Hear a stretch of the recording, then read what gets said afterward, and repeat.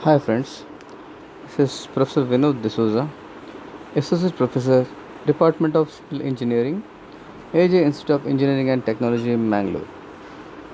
Today we will discuss about the topic called as grouting and injection. The grouting method is one of the famous method of soil stabilization. Here in this method, some type of stabilizing agent is inserted into the soil mass under pressure. This agent reacts with the soil or sometimes by itself to form a stable mass. Hence, it will improve the strength of the soil. Let us see what is the definition of grouting and what are the objectives and its application of grouting in the field of civil engineering. As I said, grouting is a process of ground improvement attained by injection of fluid like material into the surface of soil or rock. Here we are inserting a fluid like material, maybe a cement, maybe clay, maybe soil, or maybe any type of chemicals inside the soil in the form of pressure. The injected material itself is called as a grout.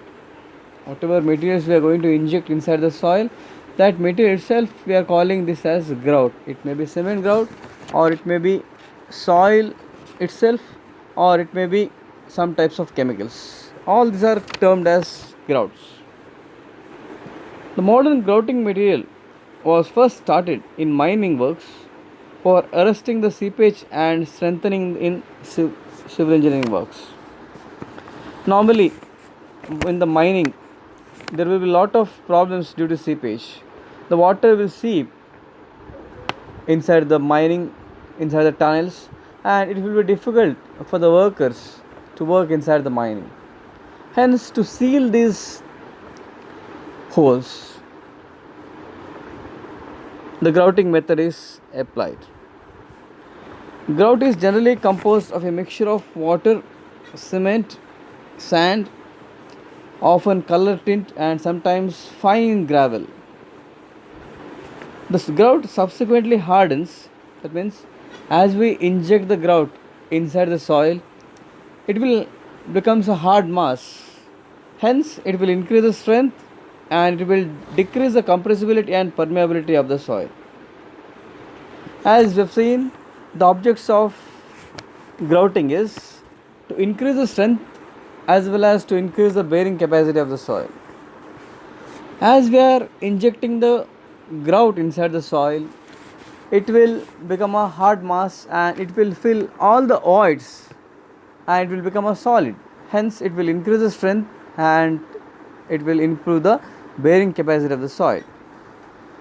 It will reduce the seepage and control of groundwater during constructions. Maybe during construction of tunnels, maybe during construction of bridges, or maybe during construction of any types of foundations. It will control the groundwater. That means it will not allow the groundwater to flow near the foundation areas, so that it will keep the foundation areas dry. It will act as a groundwater barrier. That means it will act as a barrier for the groundwater, so that it will restrict the movement of groundwater from the area, from the areas to the foundation areas. Its work is used in rehabilitation or reinforced structures. It will reduces the permeability of the soil. As the grout flows inside the soil mass and will spread inside the soil and will become a hard mass, it will arrest all the voids, so that the permeability of the soil will be reduced. And because of all these things, it will improve the shear strength of the soil by increasing the cohesive property of the soil. As it will arrest all the particles together, there will be an increase in cohesion, and because of that, the shear strength of the soil will increase. And that's why the grouting is a very essential method of improving the strength of the soil. This method is effectively used in both sandy soils as well as silty soils, maybe coarse grained soils or maybe fine grained soils. This method is holds good for all type of soils.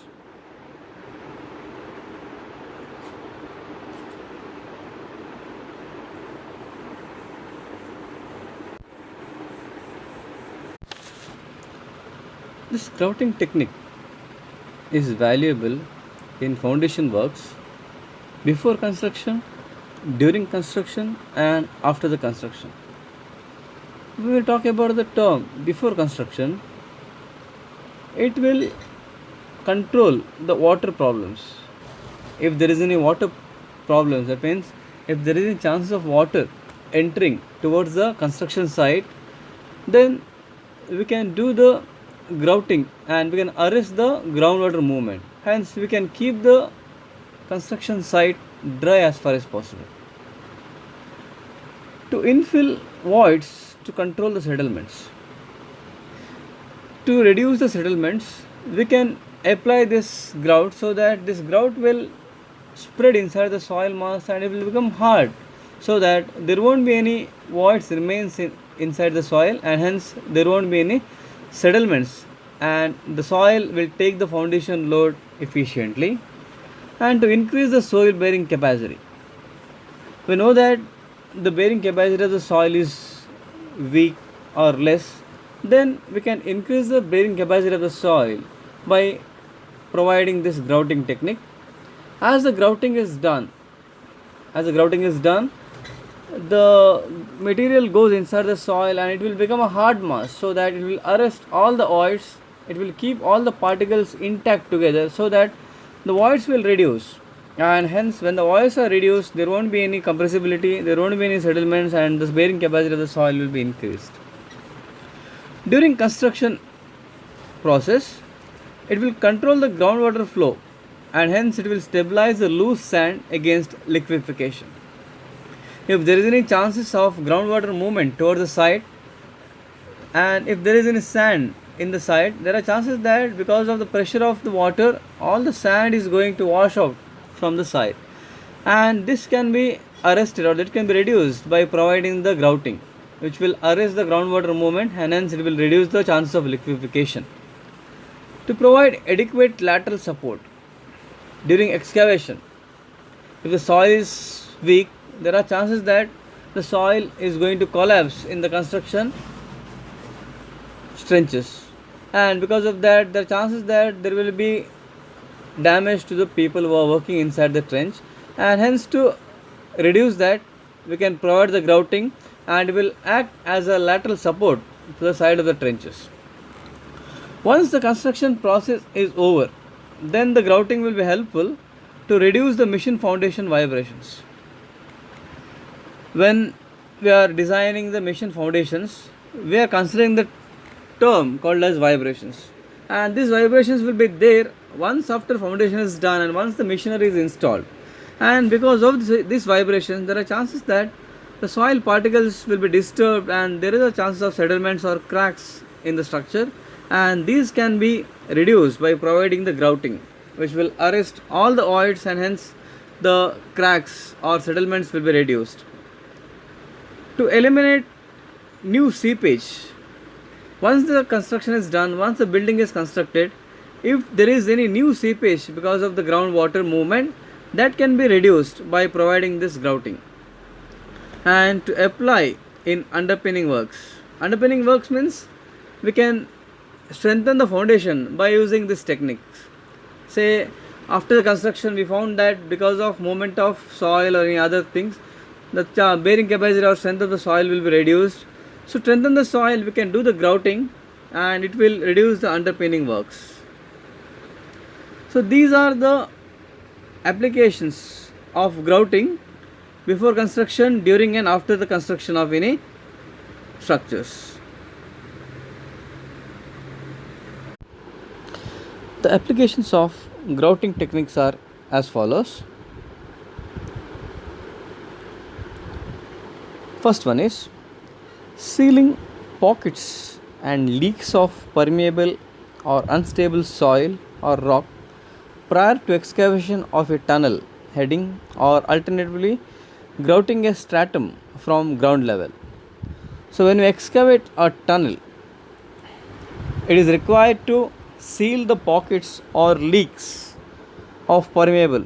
Otherwise, the soil keeps on seeping through these cracks or voids, and it will disturb the construction work, or it will reduce the stability of the tunnel excavation. Hence, to strengthen this, we have to do the grouting, and it will seal all the pockets and leaks of a permeable soil or rock, and it will form a strong stratum from ground level. Second one is sealing the base of the structure, such as cofferdam or caissons foundation founded on pervious ground. If the cofferdam or caissons are founded on a pervious dam, there are chances that water will come out from the ground level also. And to seal this, we can use the grouting techniques. Fixing ground anchors for sheet pile walls, concrete pile walls, retaining walls, stabilizing rock cuttings or tunnel. So when we are inserting the anchors in order to fix the sheet pile walls, concrete pile walls or retaining walls, these pile walls has to go inside the ground level and just to arrest the movement. If the soil is loose, then the strength will not be available. So in order to strengthen this, we can fix the grouting techniques. Repairing a ground beneath a formation or cracks and structural defects on building masonry, pavements, and sunken slabs or damp-proof cores. The grouting technique is also helpful to arrest the seepage through sunken slabs or damp-proof cores or building masonry pavements. So for all these works, we can reduce the movement of water by applying these grouting techniques. Filling the void between the lining and rock face in tunnel works.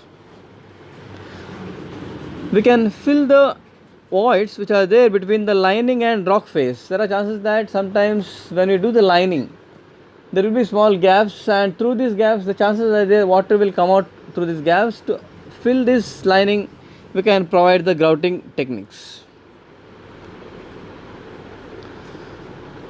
Forming a grout curtain in layers of permeable strata below a dam. Okay. When we construct a dam, we should see that there won't be any movement of water from upstream side to downstream side. And below the dam, if the soil is permeable, there are chances that water will flow through the bottom and will go to the downstream side, and it will reduce the strength of the dam.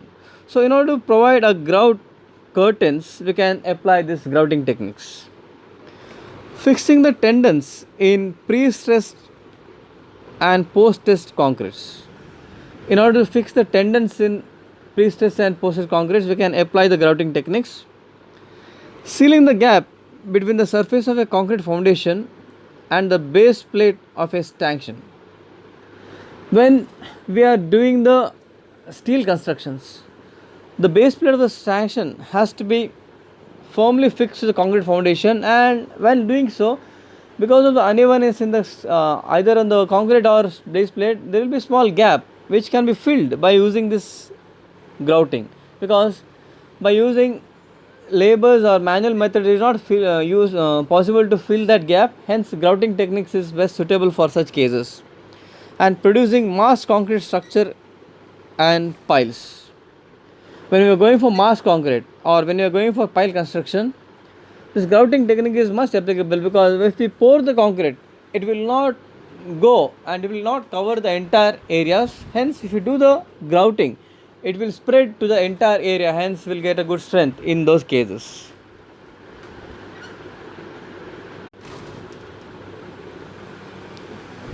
All type of grouts are used in the grouting techniques, and they are either cement also can be used, and cement in combination with sand also can be used as a grout. Clay and cement or slag and cement also can be used. Resin, gypsum and cement can be used as a grout. Pure clay also can be used as a grouting techniques without mixing of any other chemicals or cement. Asphalt also can be used. Pulverized fuel ash, which is known as PFA, also can be used, and large number of colloidal and low viscosity chemicals are used. There are different types of groutings available, and we can use any type of chemicals, but we have to see whether the soil is able to take up these chemicals or not. However, in most of the cases, cement and water is the most widely used grouting because it's relatively low cost compared to other chemicals. And also, cement is available in plenty. It can be used as a good alternative in grouting techniques. But the problem of cement is it has a disadvantage that it cannot penetrate soils of low permeability. That is the problem. When you have low permeable soils, cement will not enter easily inside these voids. In such situations, injection of chemicals have been used. Recent development in compaction grouting, which is relying not only on refilling but on densifying of suitable soils by displacement. So the technique of vibration, technique of grouting is also used to densify the soil along with filling the voids. In grouting, different types of grouts are used, different ground conditions has to be satisfied and different function has to be served. No generalization about grouting equipments and methods can be made. Hence, we have to study the soil conditions properly, and based on that, we have to choose the required type of grouts. Since some, it may be stated that grouting today is an invaluable tool in civil engineering practice and whose importance is constantly increasing because it has got lot of advantages compared to other techniques of ground improvements. So let us see what is meant by aspects of grouting. The main principle of grouting is to introduce a substance into rock fissures or into the soil by pumping a fluid, and it is called as grout, down with a small diameter of tube to the required location.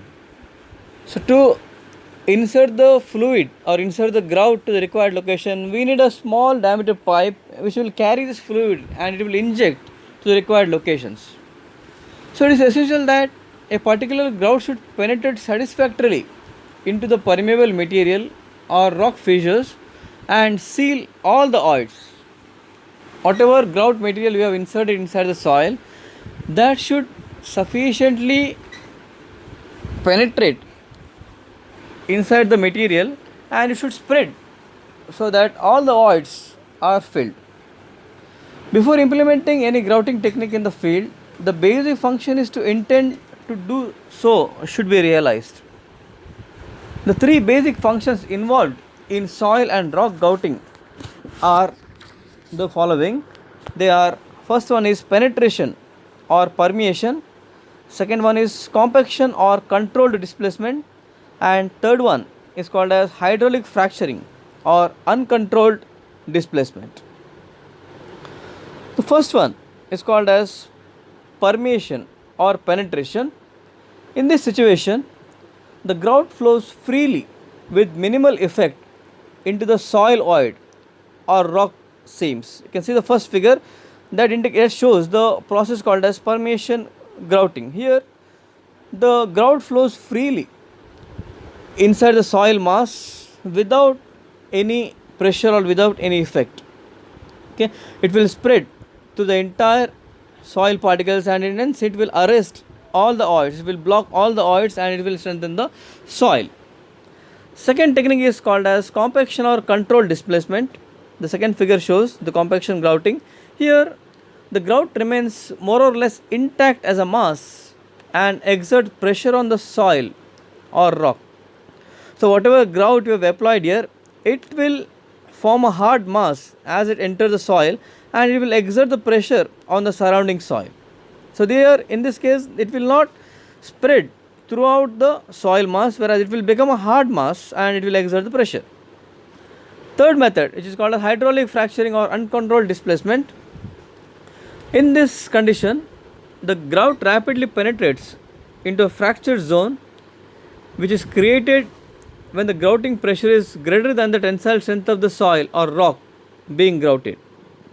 So here what happens is, when we exert the pressure, that pressure will be more than the tensile strength of the rock, hence Wherever there will be weak zones in the rock mass, they will be slightly widened and the grout penetrate through this mass.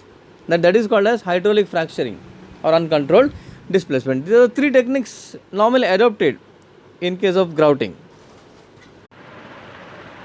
The characteristics of grout are as follows: groutability, stability, setting time, permeance, and toxicity. So let us discuss each of them in detail. Groutability. It's nothing but it expresses the ability of the grout to reach the desired location in the soil mass. Groutability means its ability of the grout to reach the desired location in the soil mass. When we do the grouting will enter through a small diameter pipe and it has to reach to the desired location, and that is expressed as groutability of the soil. To obtain a satisfactory performance of the grout, its grain size distribution should be now shall show the relationship between the suspended particles and the void dimensions. When the void dimensions are larger than the particles, a plug may form in air opening and ultimately block it. Grouts with coarser particles in them, on the other hand, may also tend to build up a block leading to a low rate of flow. In such cases, treatment of drainage filters may be adopted. In order to prevent the segregation and to increase the stability of fine grained particles, bentonite slurry may be used.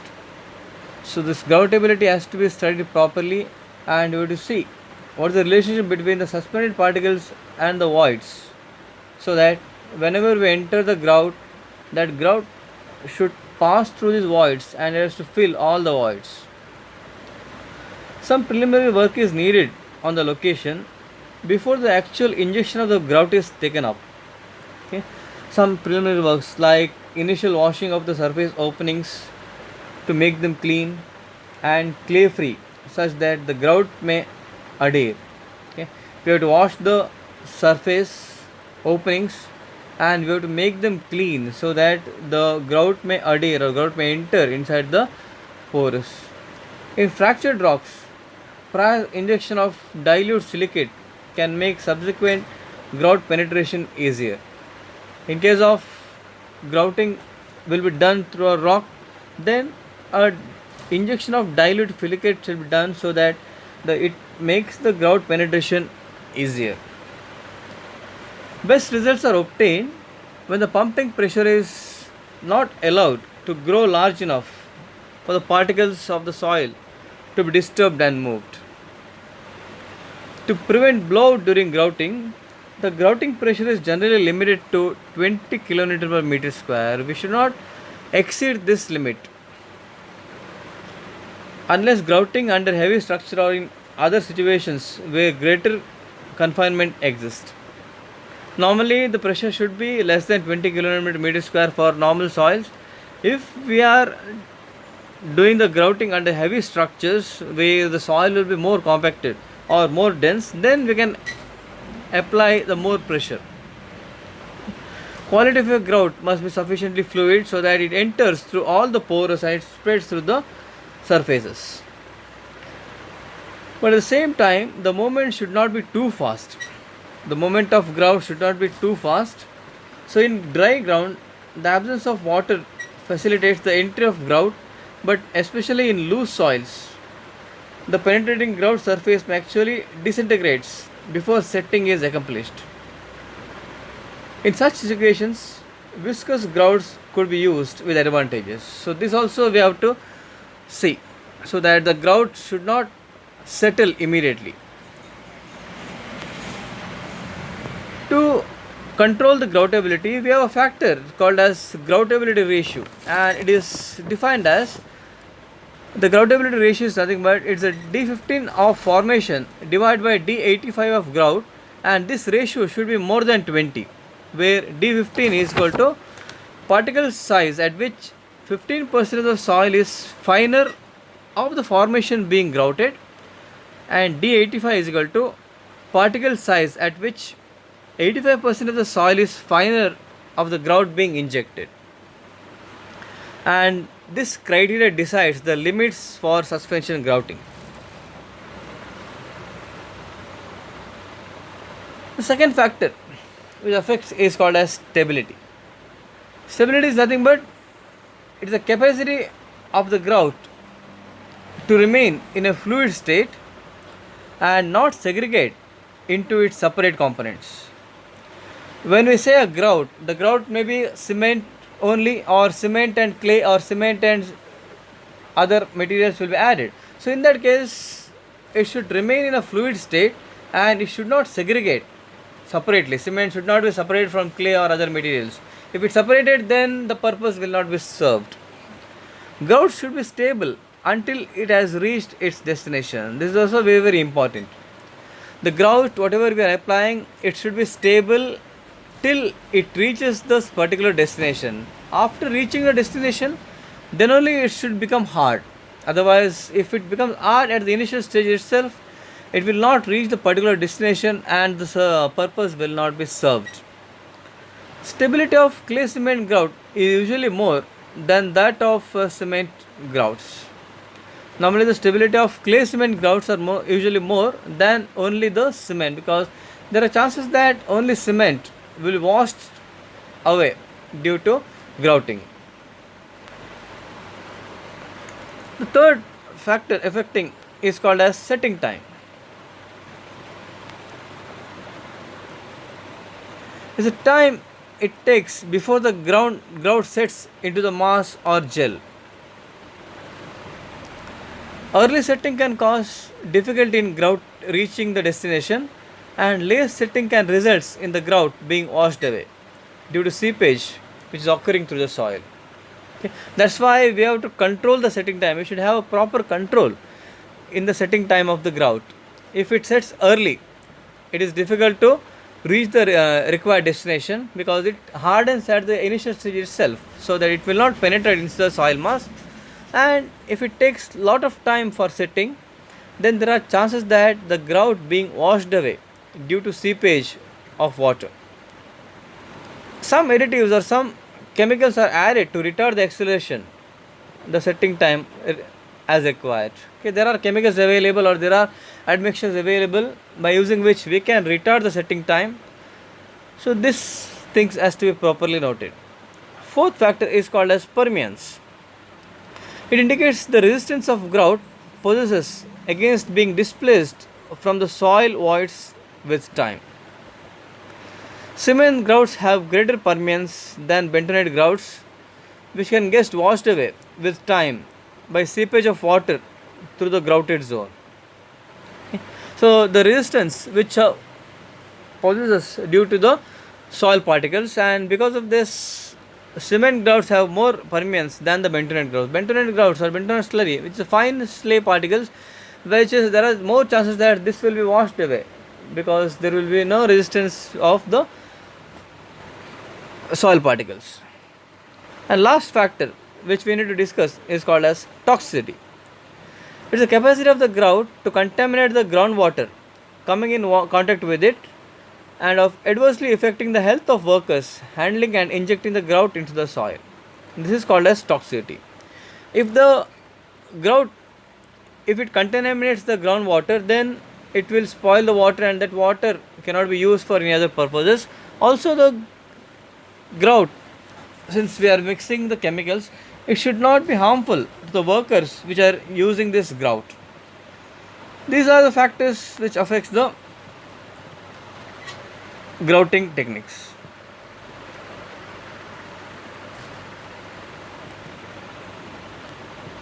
The factors which decides the rate of the injection of grout are: one is viscosity of the grout, second is permeability, and third is shear strength of the soil. Viscosity, which is resistance against the flow. If the grout material is having more viscosity, then it is not possible to permeate to the soil mass, so which will increase the time of grouting. Permeability. If the soil is having less permeability, then the grout will not move inside the soil particles and it will not reach the required destination. And the shear strength of the soil, if the shear strength of the soil is more, then also it will offer more resistance to the grout, and hence the grout will not permeate or penetrate inside the soil mass. The desirable properties of all grouts are: one is the grout which we are applying should have a low viscosity, then it should have a proper setting time, as already we have discussed this. It should have maximum volume with minimal weight. Okay, the grout material which we are applying should have a less weight, but it should have a more volume so that it can cover the larger areas, and it should have a good strength, stability and durability. Once the grouting is done, that grouting should be remain in the soil mass for a longer period, that is called as durability.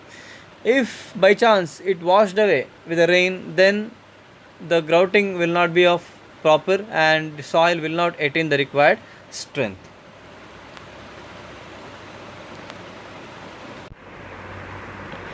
A grout is not always expected to be permanent, but it has to last long enough to fulfill the necessary operational functions, because this external material which we are applying inside the soil, so we can't expect this to be a permanent, but it should be durable so that it can last for a little longer time.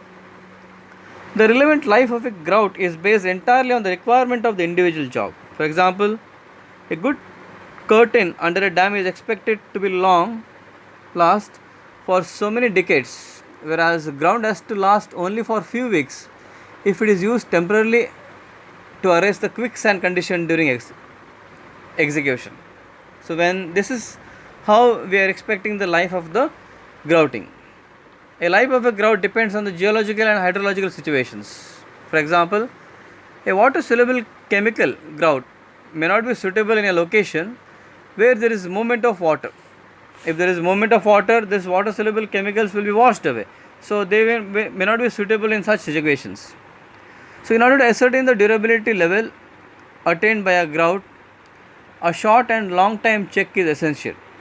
For long time jobs, new boreholes may be drilled in the ground to its zone for observational purposes. In alluvial deposits, grouting efficiency is checked using boreholes and water tests.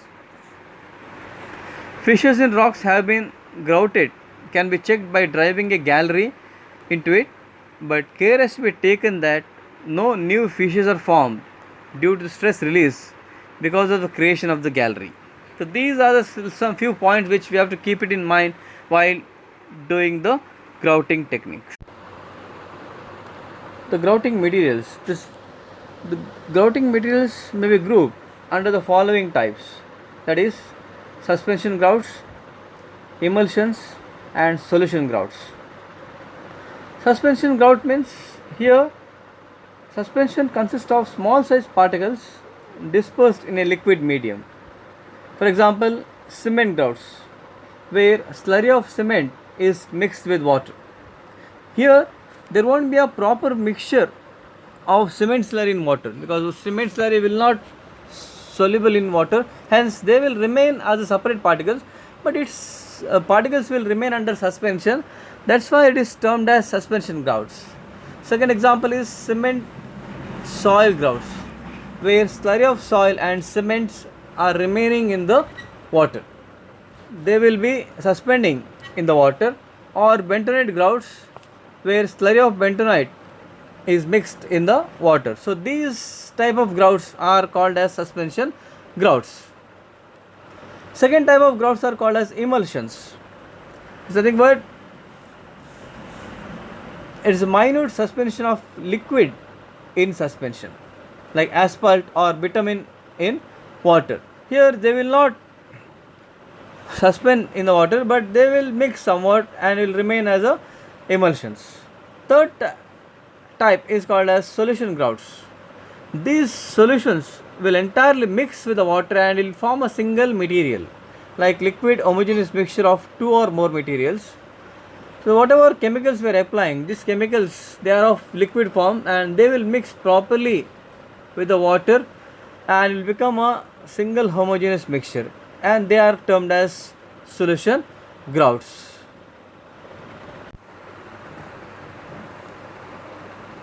Now we will discuss the various process of grouting. First one is called as grouting with soil. Here, soil itself can be used to fill up some of the voids in coarse grained soil. So here this technique involves, we are using here only the soil, we are not using cement, asphalt or any other chemicals. Soil itself can be used to fill up some of the voids in coarse grained soil. Whatever voids are present in the coarse grained soil, these voids are filled by using the fine grained soil, but here these fine grained soils are injected into the coarse grained soil so that all the voids are filled. That's why it is called as grouting with soil. Even sometimes fine sand and silts may be used for this purpose, which would settle out quite quickly after injections. When we get the fine sand or silts, since they are very fine, so they will settle quickly when we do the injection. The soil to be used as a grout should be a very fine grained soils, because it has to since we are injecting, it has to go along with the porous and it has to fill all the porous. That's why it should be very fine grained soil. This type of grout will exhibit shear strength and hence can be used to reduce the permeability. Okay. When the voids of the coarse grained soil are filled with this fine grained soil, the voids ratio will reduce and hence the permeability will reduce, because there is no chance for the water to escape through the voids. Kaolinite or illite based clays produce low viscosity and are preferred as filler group. When we are using this soil grout as a filler, then kaolinite or illite based clays, because they are having low viscosity, hence they can be well used as a filler group. Bentonite clay is commonly used material whose structure is such that water is absorbed on its surface and enables reasonable to control the viscosity, strength and other properties. That's why bentonite clay is also used as a grouting material.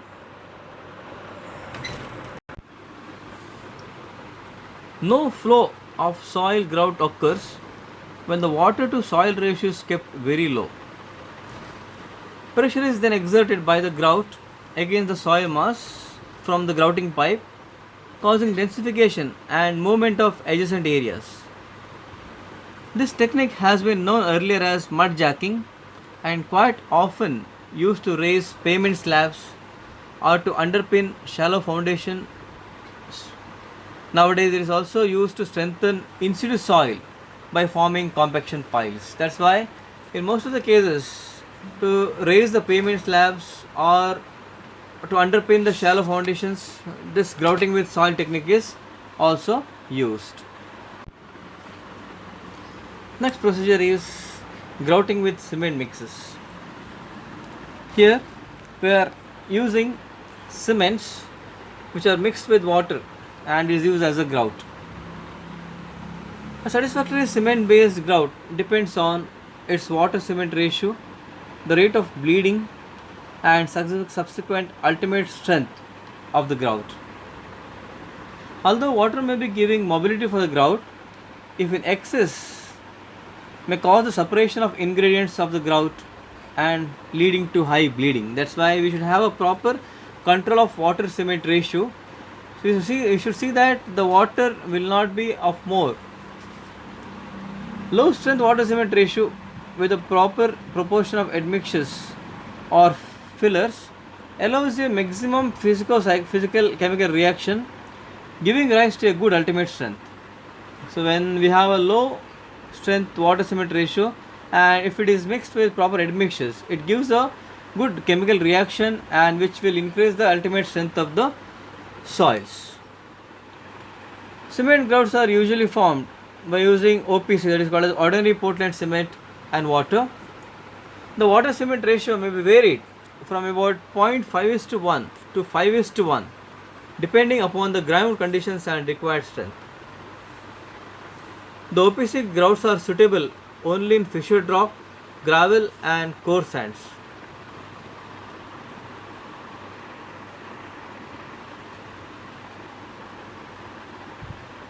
Rapid hardening cement.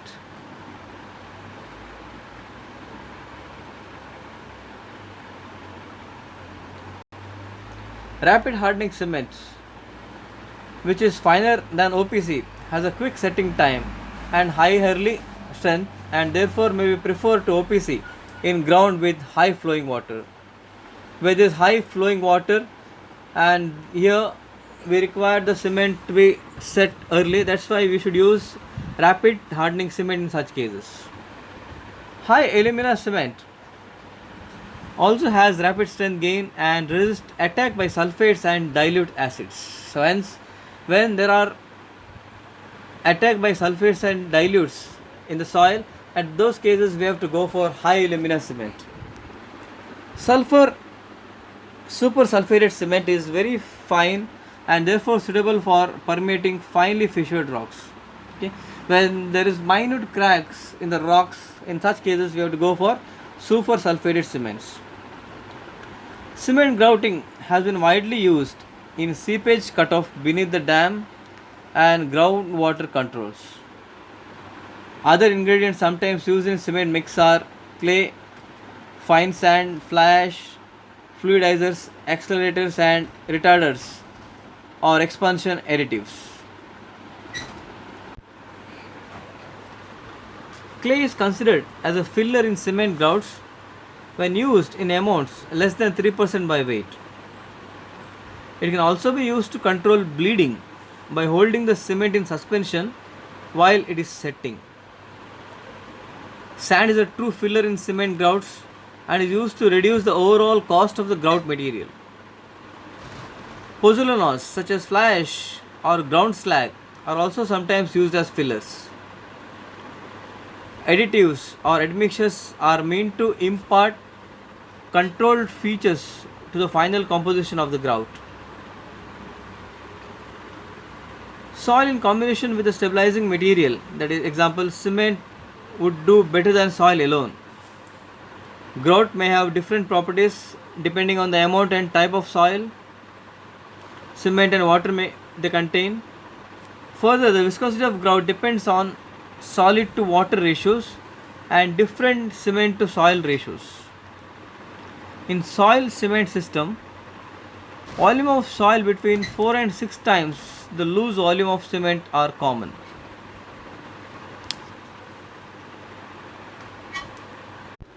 The next process is called as grouting with asphalt emulsions.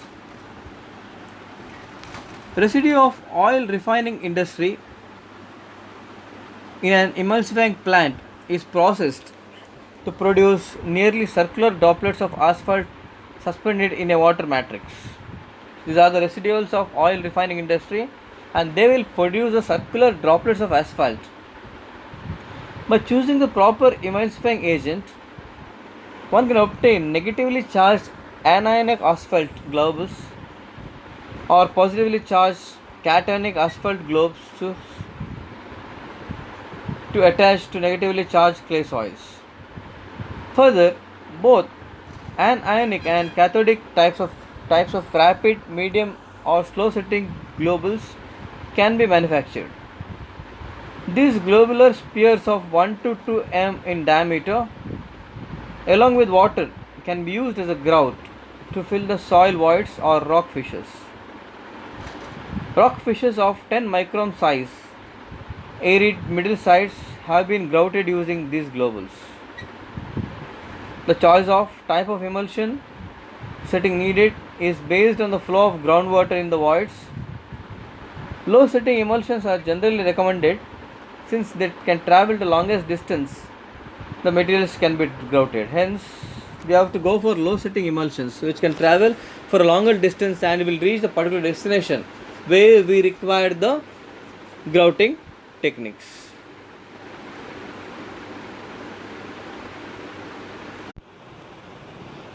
So let us discuss about the solution grouts. There are numerous solution grouts are available. These solution grouts can generally permeate finer soils than can suspension grouts, because what happens in suspension grouts is the cement which is mixed with water, the cement particles will float or will be in a suspension position, hence it is difficult to permeate in the finer soils. Whereas in solution grouts, the grout which is, will be of chemicals will mix it in water so that it will become a single material and it will easily penetrate into the finer soils.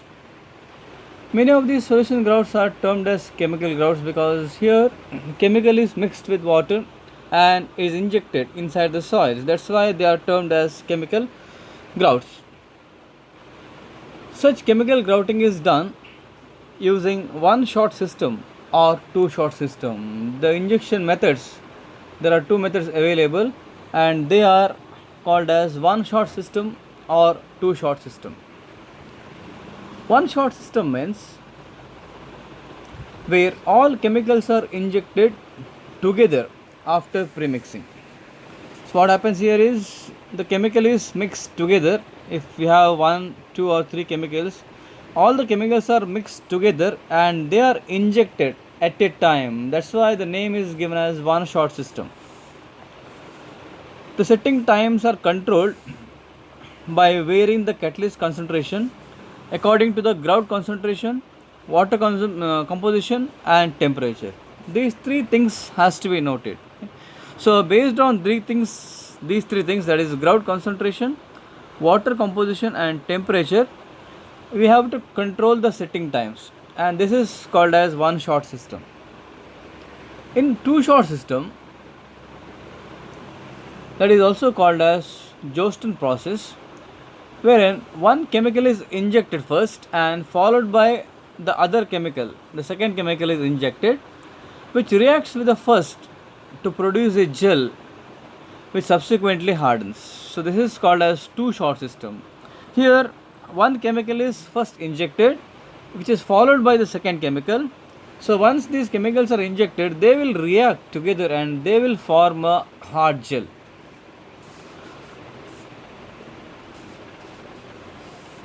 So two shot systems are slower because we have to inject the chemicals one after other. That's why the systems are slower and requires higher injection pressure and more closely spaced grout holes. That's the problem is we are injecting one chemical followed by the other. So these both chemicals has to penetrate inside the soil, and that's why it requires more pressure. That's why its system is also slow. Although chemical grouting is costly, because you know that chemicals are costly compared to cement or soils, but it has also some advantages, and these advantages are: one is absence of particulate material, okay. Second one is low viscosity, and third is control over setting times. Absence of particulate material, you don't have to enter the hard material. Low viscosity, here viscosity will be less because the grout will be in a fluid state. So here resistance offered by the soil is less. That's why easily this grout can penetrate inside the soil. And the control over the setting time, we can control the setting time by proportioning the chemical which is added. That's why these are the advantages of solution grouts or chemical grouts. You can the figure shows the one shot and two shot system. One shot and two shot system. Here, when it is one shot system, only the chemical is mixed in a tank. Chemicals are mixed in a tank. Here, this tank is the mixing tank, and then they are injected in a single shot. Whereas this top figure shows the two shot system, where two chemicals are separately injected one after the other, and they will mix inside the soil itself, and they will react and form a gel. Okay, that's the difference between one shot system and two shot system. The solution grouts are classified as for the following. They are called as aqueous solutions, colloidal solutions, non-aqueous solutions, emulsions, products reacting with the ground, and combined systems. When we talk about the aqueous solutions, we have silicate derivatives, other mineral gels, lignosulfide derivatives, other plant derivatives, acrylamides, phenolphthalein resins, aminophthalate, and combination of above one, two, or three combinations can be done, and they are called as aqueous solutions. Colloidal solutions, in that organic solutions and mineral solutions will be coming. Non-aqueous solutions, in this we have synthetic resin, vulcanizable oils, bitumen, and other materials, solvent systems. Emulsion, when you talk about the emulsions, there comes bitumen and other emulsions. Products reacting with the ground, they are reaction with ground or groundwater salts. And finally, the combined system. This is the classification of solution grouts. So in this video, we can see how the cement grouting is done by using the machineries. First, drilling will be done and the pipe is inserted, and inside the pipe the cement grout is spread so that the grout spreads throughout the soil. And here you can see how the chemical grouting is done below the foundation.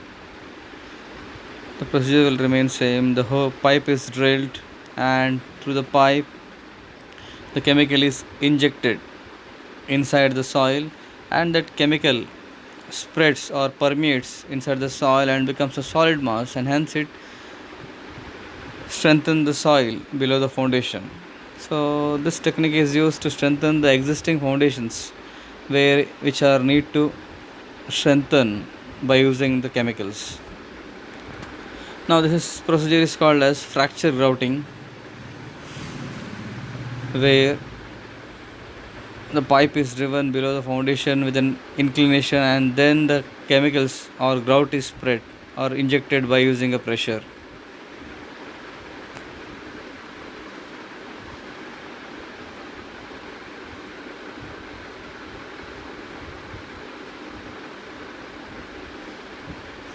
You can see here how the grout penetrates to the oils and seals all the oils below the foundation, so that it will improve the density as well as shear strength of the soil.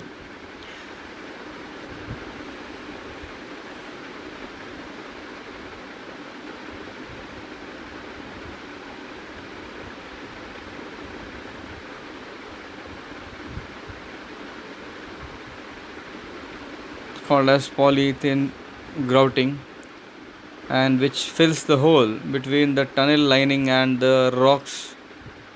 By using these techniques, can strengthen the soil which is there in the tunnel. This method is called as jet grouting, where by using a jet the grouting will be done below the soil level. You can see here through the jet the grout is spread throughout the soil from bottom to the top, and hence the soil is strengthened.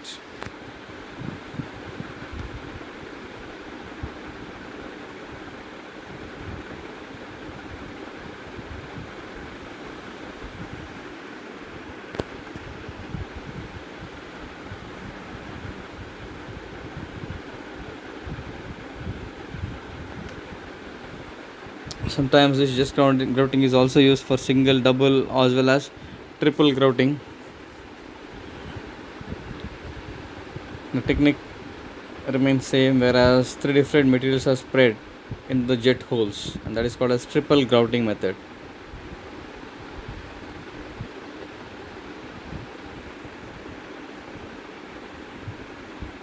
This technique is called as permeation grouting, where a hole is drilled below the ground level and then the grout is injected, and we can see here how the grout flows inside the soil mass, and it fills all the loose spaces or loose voids, and it fills all the voids so that it strengthens the soil, which will reduce the compressibility, consolidation, and reduces the permeability of the soil.